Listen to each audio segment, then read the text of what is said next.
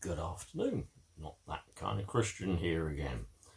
As ever, continuing with J.M. Barrie's Peter Pan and Wendy. This was originally retold by May Byron. Pictures by Mabel Lucy Atwell. I begin today just where we were finishing. The Fly-by-Nights, I believe that one was called. So I begin at the end of Fly-by-Nights, which, by the way, Sharon tells me that her sister, who would never leave her things alone, had actually managed to mark or scribble on one of the pages. Well, obviously, she wasn't concerned at just scribbling on one page.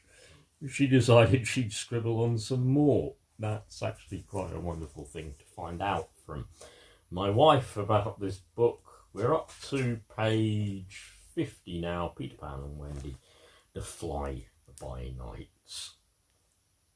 Peter's just decided that he wants to become some sort of leader or captain or master or whatever, and he's kind of declared very declaratory.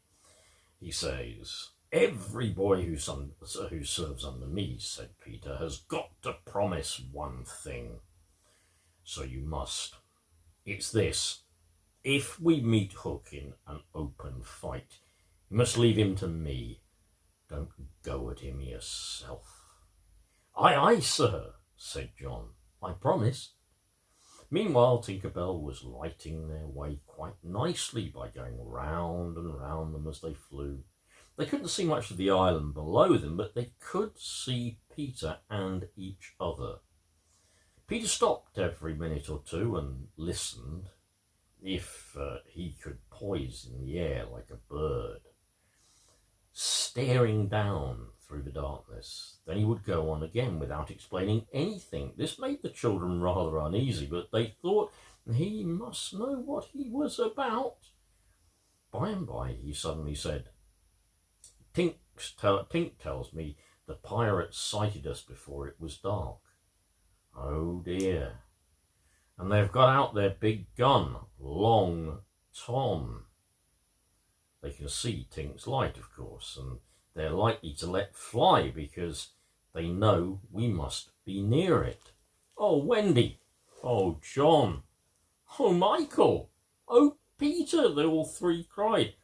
"Do tell her to go away." Peter replied that he certainly should not. "She's frightened," he said. "She thinks we have lost our way." Wendy said, "Then tell her to put her light out." "She can't. It never goes out unless she's asleep." John cried, "Then tell her to go to sleep." "She can't. A fairy can't sleep unless she's sleepy." This made things very difficult. "If only one of us had a pocket to carry her in," said Peter. But nobody had. Pockets are very seldom put in nighties and never in skeleton leaves, like Peter's suit. Then Peter remembered John's top hat. Tink did not object to being put into that, so it was first carried by John and afterwards by Wendy, and Tink's light was so completely hidden nobody could have known she was there.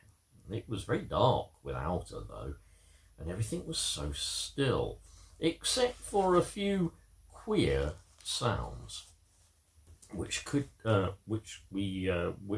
well have been done without.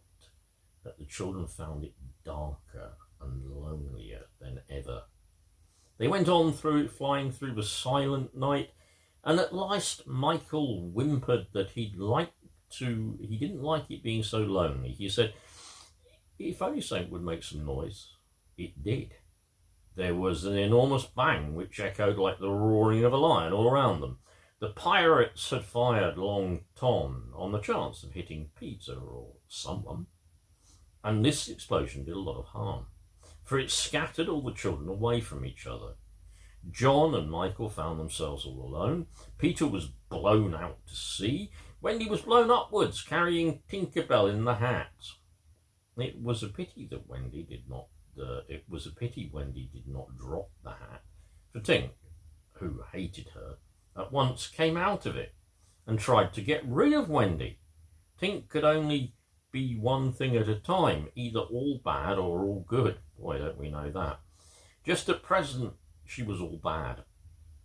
She tinkled most beautifully at Wendy as she flew to and fro. Wendy was so kind herself that she never dreamed of anybody wanting to hurt her. That Tink was offering to show her the way. "Peter," cried Wendy. "John, Michael, wherever are you? Do answer." But everything was silent, and only Tinkerbell. There was only Tinkerbell to help her, so she followed that deceitful Tinkle. Well, that's a short one for today, so I can begin a new chapter, chapter 6, the Neverland. That starts with these words, just as a taster. The people of Neverland had a feeling that Peter would soon be home again. So we will re-begin